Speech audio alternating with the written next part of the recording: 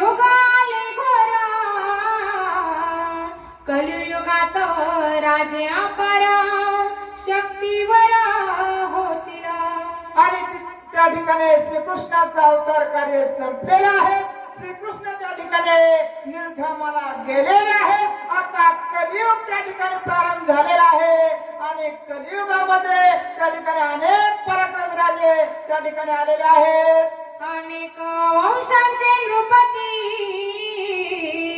राज्य करीतील उर्वीवरती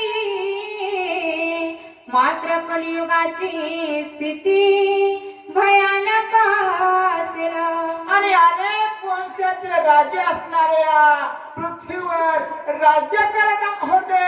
परंतु कली असणार आता त्या ठिकाणी कलीचा अवतार आलेला आहे.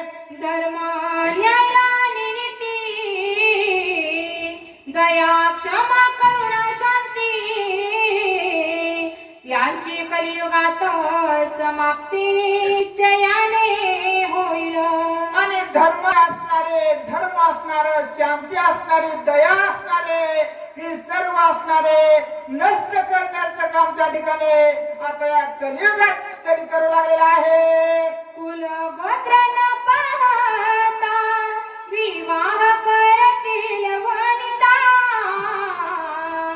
ब्राह्मण राहील नावा पुरता कर्म निश्चित लोपेल.